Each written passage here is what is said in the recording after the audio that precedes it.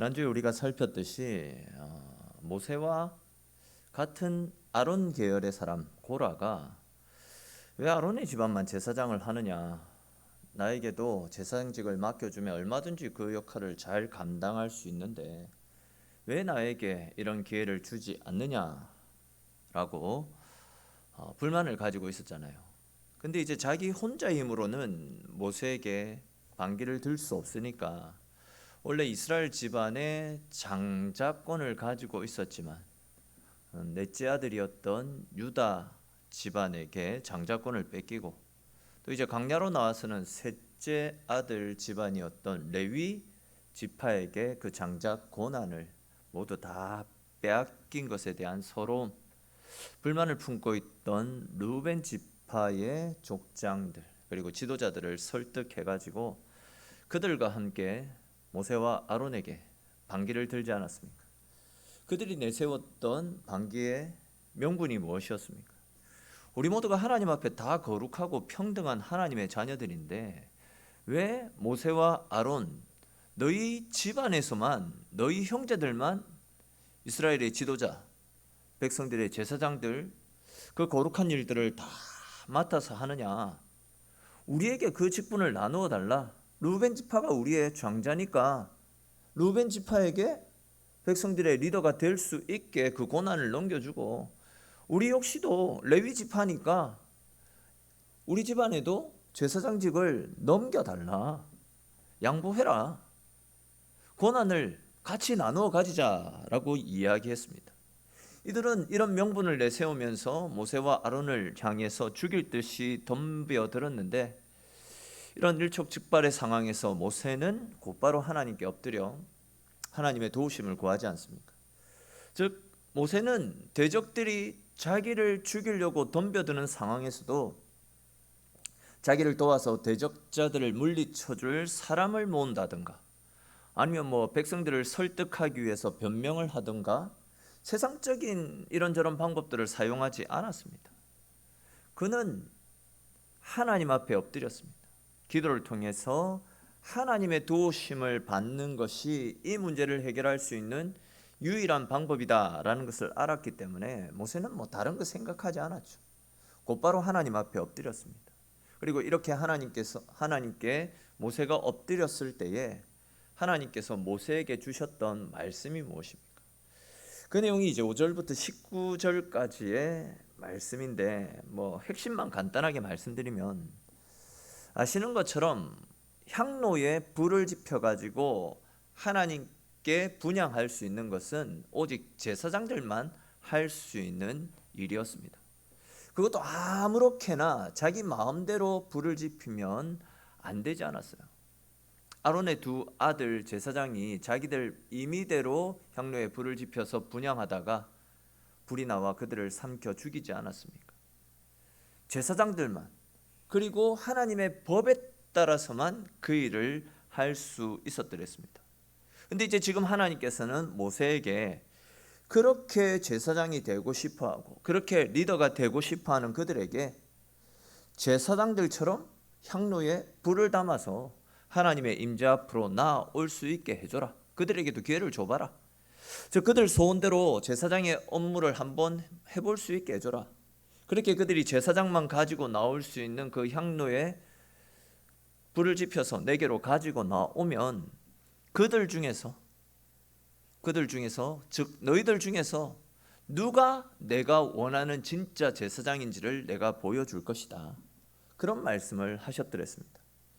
이러한 하나님의 말씀에 따라서 제사장을 비롯한 지도자가 되고 싶었던 그 고라와 르우벤 지파의 사람들이 250명이나 되는 그 많은 사람들이 모세에게 나왔습니다. 하나님의 임재 앞에 나왔습니다. 그리고 그 250명을 따르는 수많은 사람들이, 진짜 헤아릴 수 없을 만큼 최소 수만의 사람들이, 아니면 그 이상의 사람들이 그 250명의 무리를 따라서 앞으로 나왔던 것입니다.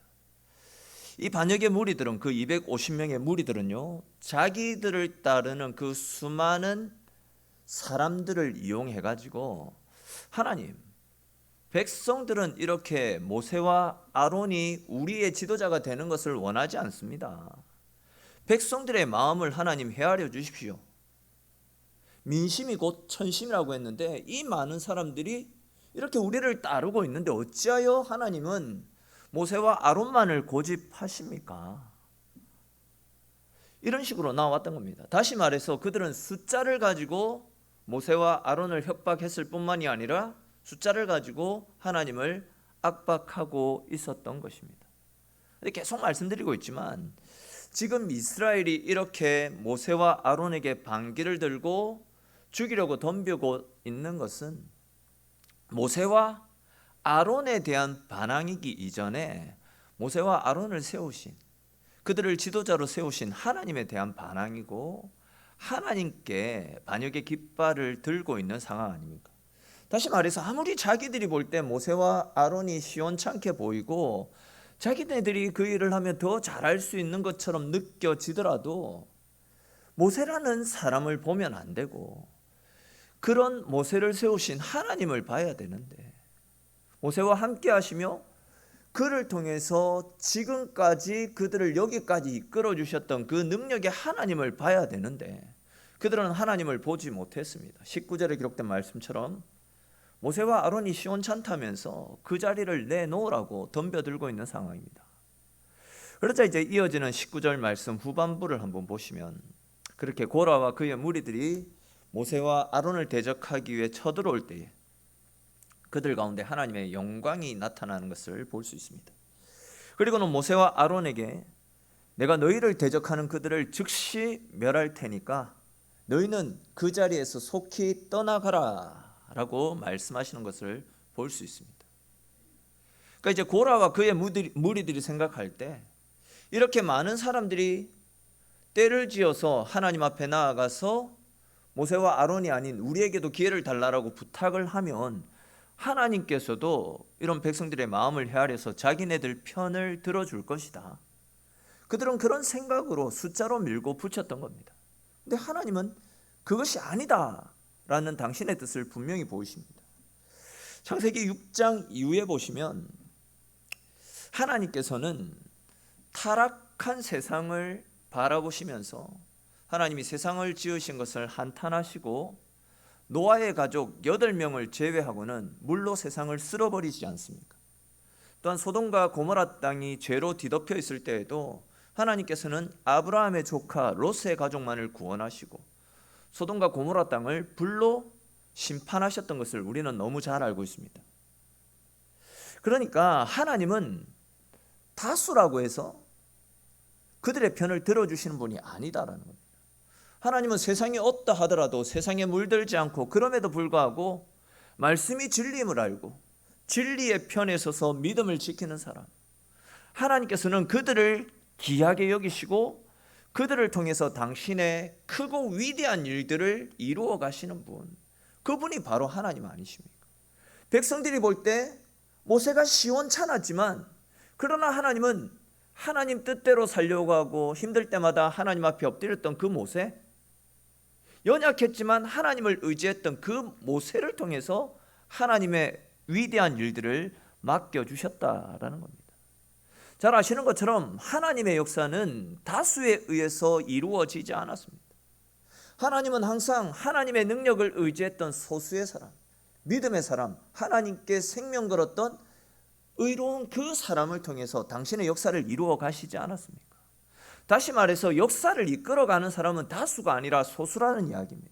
하나님의 능력을 붙잡는 영적인 리더와 그의 인도를 따라서 믿음의 삶을 결단하며 살아가는 믿음의 사람들만 있다라고 한다면 하나님은 숫자가 어찌됐든지 그것에 상관하시지 않고 그 믿음의 사람들을 통해서 하나님의 크고 위대한 일들을 계속해서 이루어 가셨더랬습니다.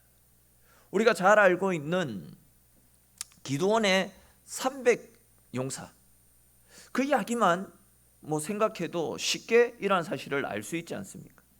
미디안 사람들이 쳐들어왔을 때에 처음에는 그들과 맞서 싸우기 위해서 32,000명이 몰려들었습니다. 13만 5천 대 3만 2천, 해볼 만한 숫자입니다.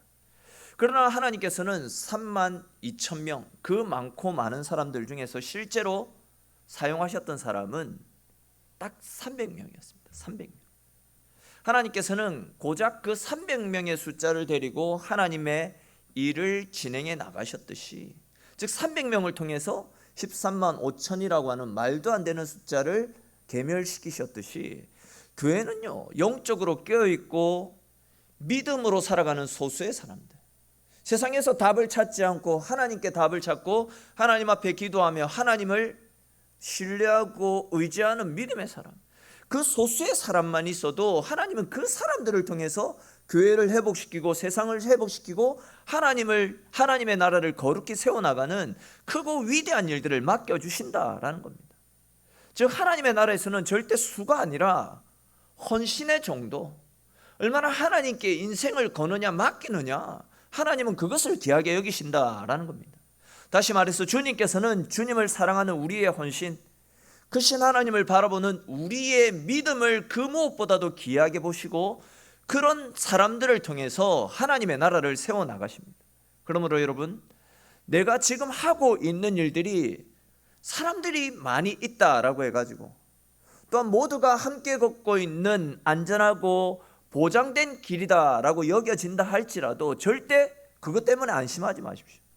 내가 다수의 편에 많은 사람들이 걸어가는 안전한 길에 서 있느냐, 그것보다도 내가 지금 주님의 편에 서서 주님과 함께하는 삶을 살아가고 있느냐, 그것이 우리의 인생에 있어서는 더욱더 중요한 것이고, 비록 소수라 할지라도 주님 편에 서서 주의 말씀을 따라 믿음의 삶을 살아가는 것, 그것이 결국은 우리 인생을 보장하는 길이고 가장 안전하고 가장 평안하게 주의 은혜를 누릴 수 있는 방법인 것입니다.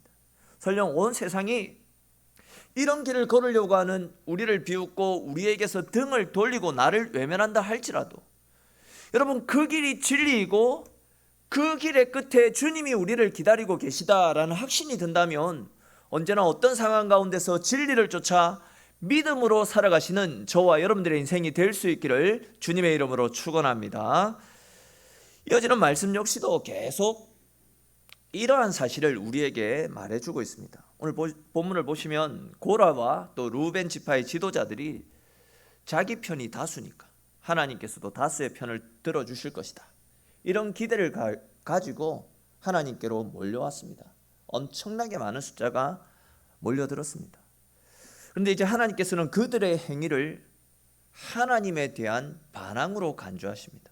그러면서 이제 고라와 그에 동조하는 모든 사람들을 죽이겠다라고 말씀하고 있습니다. 근데 이제 그때 모세와 아론이 또다시 하나님 앞에 엎드립니다. 그리고는 하나님, 고라 한 사람이 이렇게 사람들을 부추겨서 다른 사람들이 그를 동조하고 있는데 이 한 사람 때문에 온 회중을 벌하셔야 되겠습니까?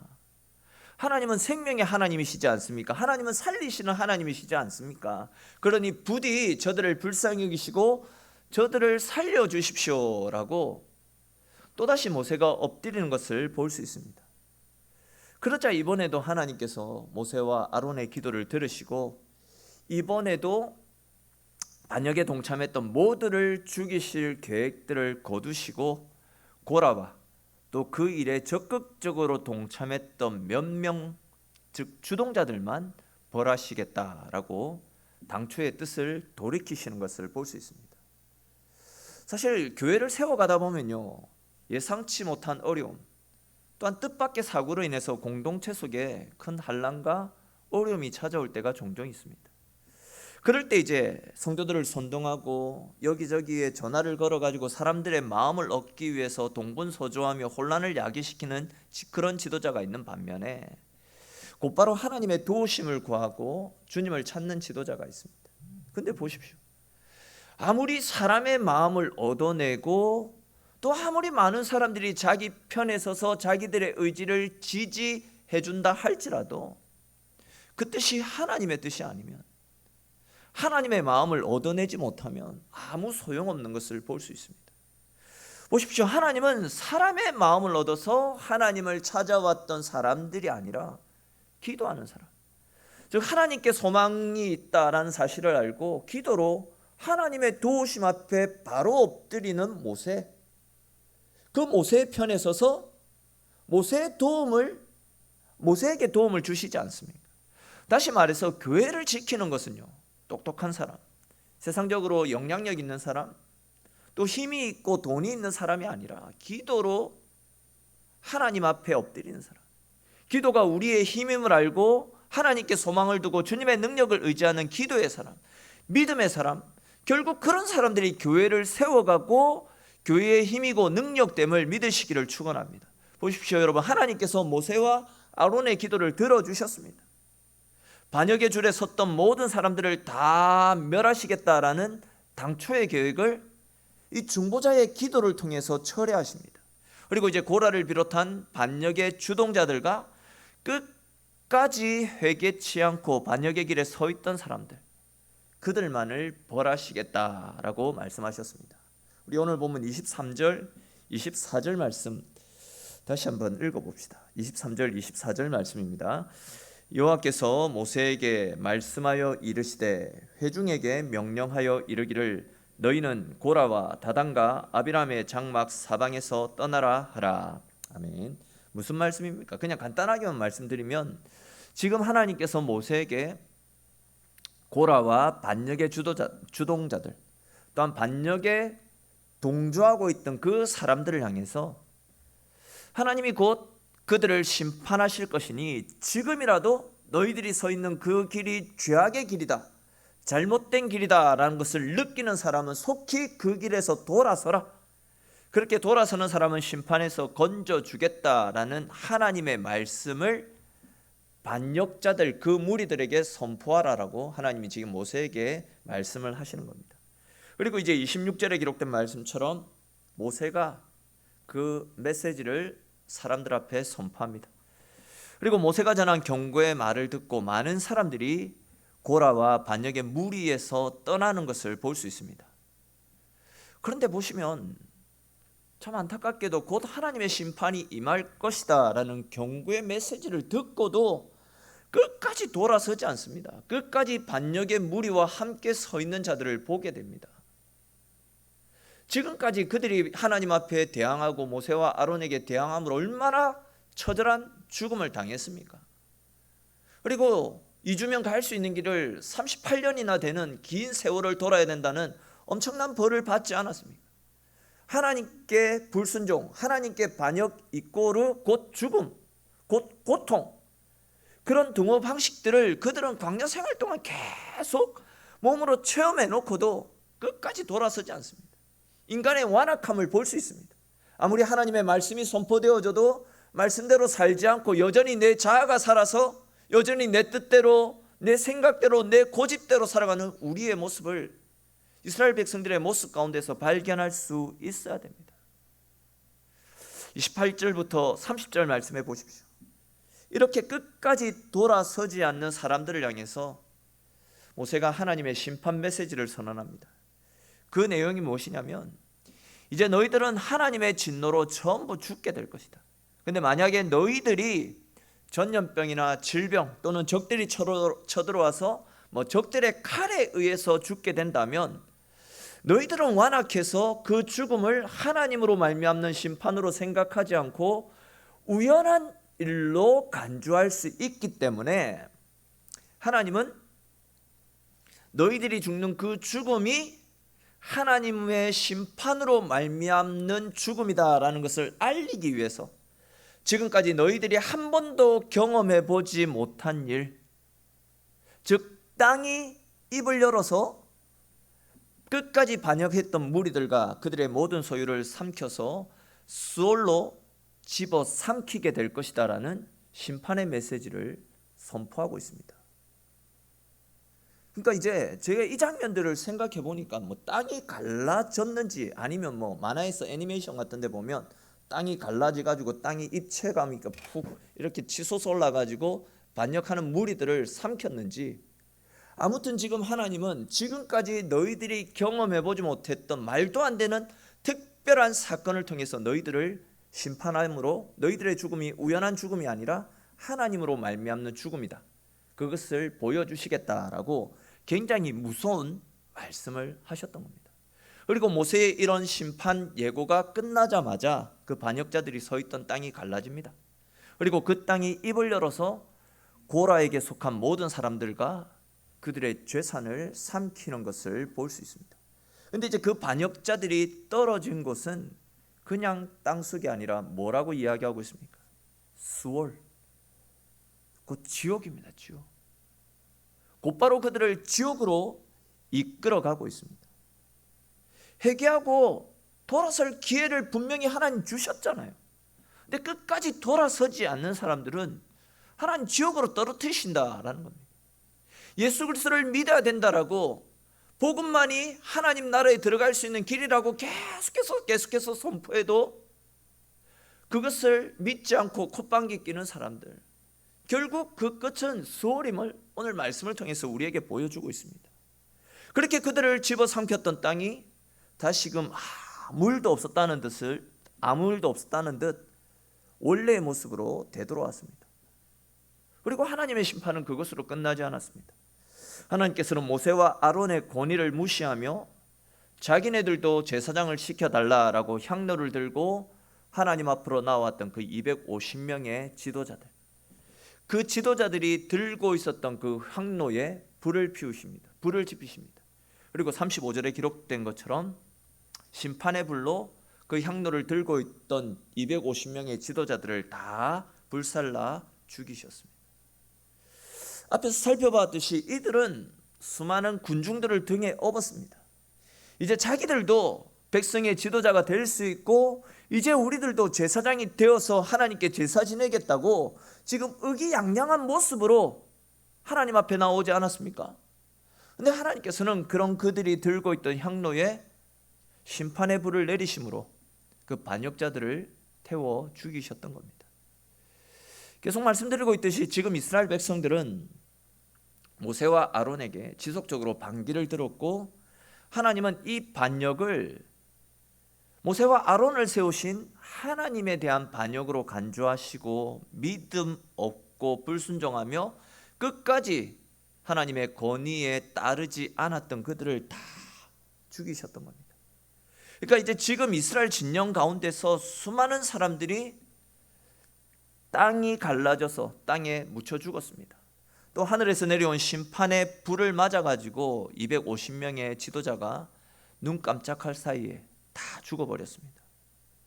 이 모습을 보고 수많은 사람들이 우리도 여기 있으면 언제 어떻게 될지 모르겠다라는 말과 함께 자기 살기 위해서 하나님의 시선을 피해서 다 도망을 갔습니다. 하나님께서는 지금껏 우리가 살펴본 그 어떤 진노보다도 더 크고 더 엄중한 심판으로 지금 반역의 무리들을 벌하시는 것을 볼 수 있습니다. 자, 그렇다면 여러분, 이렇게 엄청난 하나님의 심판으로 인해서 수많은 사람들이 죽어나갔다라고 한다면, 그리고 그 일에 동참했다가 겨우 살아난 사람들이다라고 한다면, 그렇게 살아난 사람들이 취해야 할 행동이 과연 무엇인 것 같습니까? 당연히 자기들의 죄를 고백하고 하나님께 회개하고 엎드려야 됩니다. 하나님이 그들을 죽이지 못해서 죽이지 않으셨던 것이 아니라 그럼에도 불구하고 그들에게 다시금 기회를 주신 것이었죠. 그런데 41절에 기록된 말씀처럼 그들은 끝까지 돌아서지 않습니다.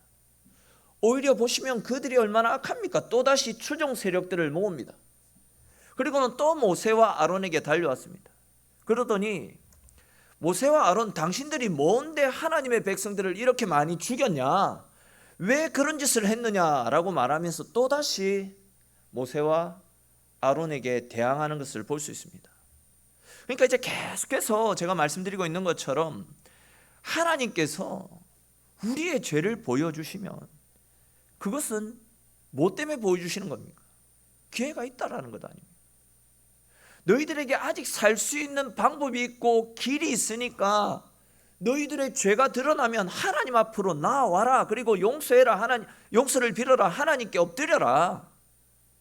그것이 너희가 살 길이다. 그러면 하나님께서 너희에게 자비와 은혜를 베풀어 주시겠다. 이 이야기 아닙니까? 다시 말해서 하나님께서 반역하는 사람들을 땅을 갈라지게 하셔서 그들을 삼켜버리신 일들, 또 하늘에서 불을 내리셔서 250명의 지도자들을 불태워 죽이신 일, 그런 엄청난 것을 보여주셨던 것은 계속해서 모세와 아론에게 대적하면 너희도 그렇게 될 수 있다. 지금이라도 그 길에서 돌아서서 내가 세운 나의 종 그들의 권위에 순종하고 따라야 된다. 그것이 너희가 사는 길이고 그것이 약속의 땅 가나안에 들어갈 수 있는, 축복으로 들어갈 수 있는 방법이다. 그것을 가르쳐 주시기 위해서 아닙니까? 근데 그들은 그렇게 수많은 사람들이 죽어나가는 것을 눈으로 목격했으면서도 회개하지 않습니다. 또다시 일어나 모세와 아론을 제거하여 내 욕심을 채우겠다, 내가 왕이 되겠다, 내가 지도자가 되겠다라는 자기 욕심을 불태우는 것을 볼 수 있습니다. 근데 이제 42절 말씀 보십시오. 이렇게 반역자들이 모세와 아론을 죽이려고 덤벼들고 있는 그때에 또다시 하나님의 영광이 찾아옵니다. 즉 하나님께서 당신의 종들을 보호하기 위해서 그들 가운데 찾아오신 겁니다. 그러더니 이제 45절에 기록된 말씀처럼 모세와 아론에게 너희는 이 회중에서 떠나라, 내가 순식간에 그들을 멸할 것이다, 이렇게 말씀하고 있습니다. 내가 참고 또 참았는데 이제 더 이상 참지 않을 것이다. 불순종하고 반역하는 저들을 이번에는 모두 멸할 것이다 라고 말씀하고 있습니다.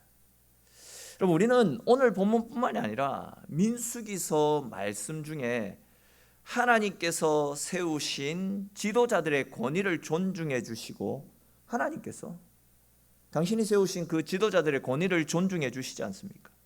그리고 그 지도자들의 권위가 백성들에 의해서 짓밟힐 때는 하나님이 직접 나서서 당신이 세우신 그 지도자의 권위를 높여주시고 대적하는 무리들을 벌하시는 것을 계속해서 살펴보고 있습니다. 전에 우리가 살펴봤듯이 모세는 자기 형 아론이나 누이 미리암, 그들이 모세를 쉽게 여기고 그 자리를 넘볼 정도로, 또한 수시로 백성들의 도전을 받을 정도로 저는 모세가 참 부족한 사람이었을 것이다 라는 생각을 하고 있습니다. 사람들 눈에 부족해 보였을 정도인데 하나님 보시기에 모세가 얼마나 부족했겠습니까? 그럼에도 불구하고 하나님은 당신이 세우셨던 그 지도자의 권위를 존중해 주십니다. 그리고 그 어느 누구도 그를 대적하지 못하도록 그를 높여주시고 있습니다.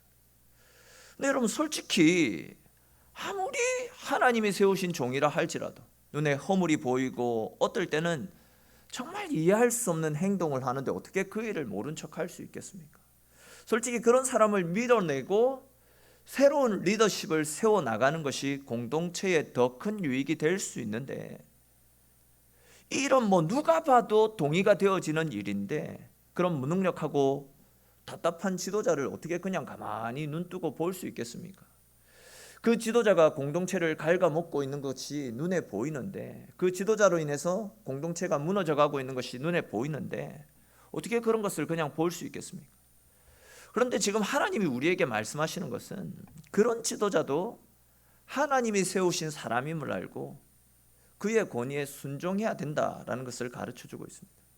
전에도 말씀을 드렸듯이 능력 없고 부족해 보이고 어눌해 보이는 그 사람을 보고 판단해서는 안 되고, 우리는 그 사람을 세우신 하나님, 그 뒤에서 그 사람을 도와서 일하고 계시는 하나님, 능력의 하나님을 볼 수 있어야 됩니다.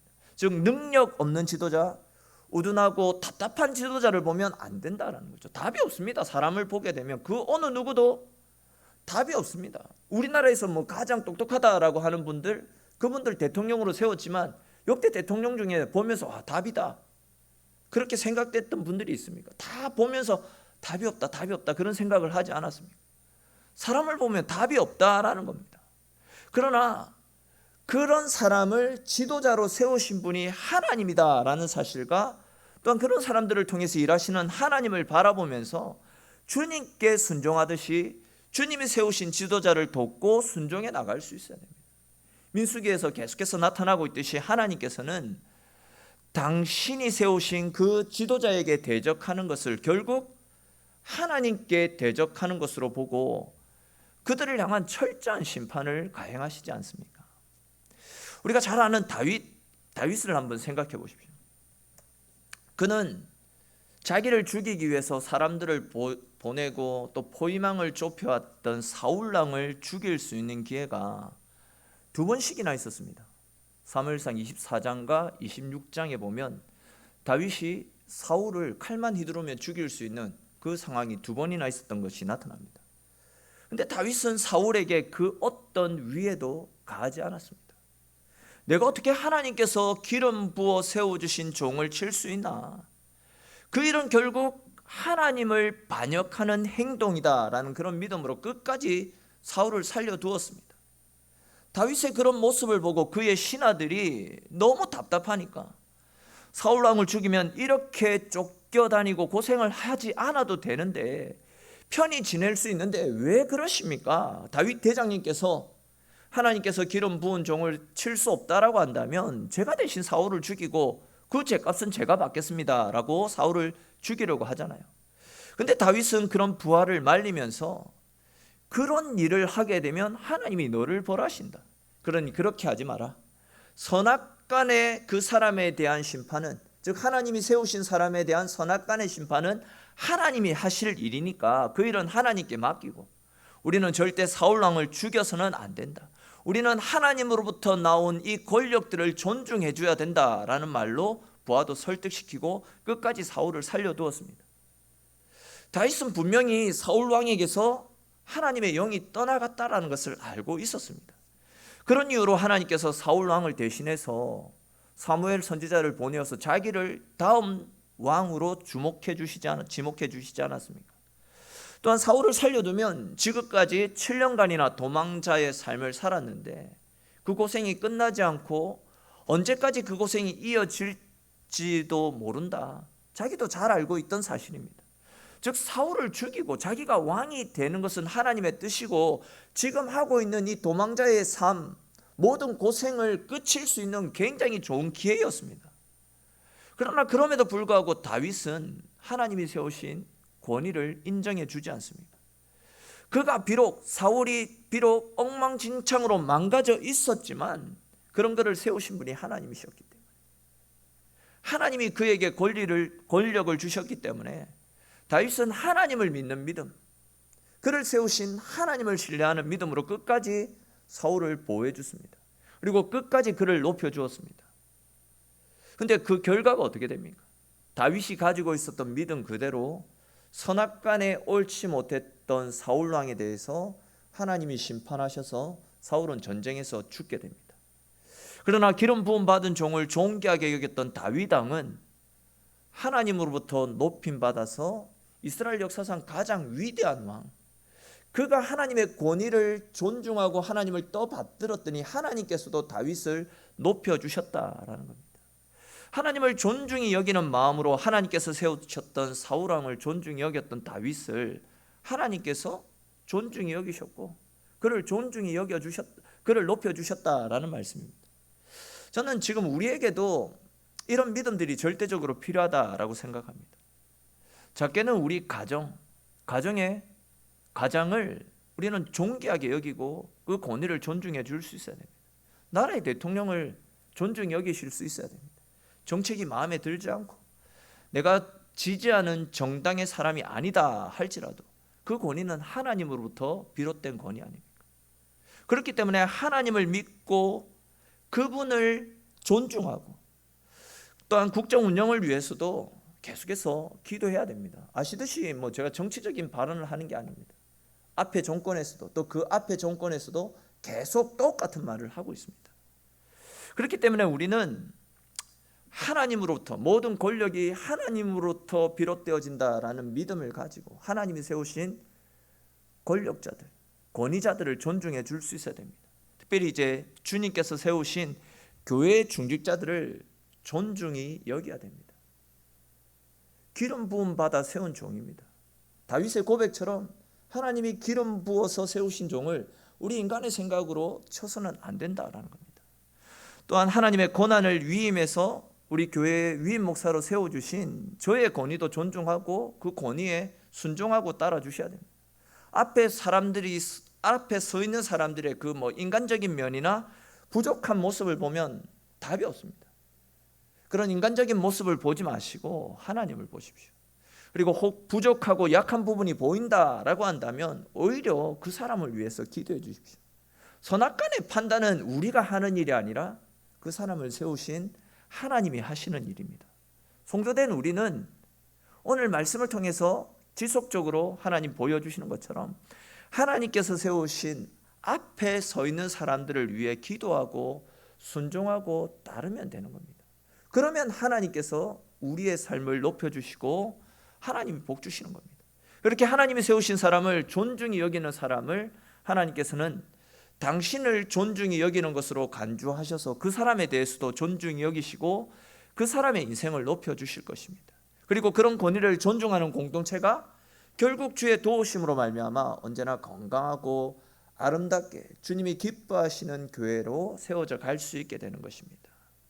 오늘 함께 나눈 이 말씀의 원리들을 다시 한 번 더 우리의 가슴속에 되새기시면서 언제나 하나님 앞에 가까이 나아가 하나님 앞에 기도하는 것이 우리의 힘이고 능력임을 기억하시고 어떤 상황 속에서도 먼저 하나님 앞에 엎드려 기도하시고 또한 주님께서 세우신 지도자들 또 권위자들 하나님으로부터 비롯되어진 권위자들임을 기억하시며 하나님께 순종하듯이 그 권위자들에게 순종하고 또 항상 그들을 위해서 기도하심으로 하나님의 뜻 가운데 내 영혼이 건강해지고 주의 교회가 날마다 든든하게 세워지는데 저와 여러분들이 헌신하고 충성할 수 있게 되기를 주님의 이름으로 축원합니다.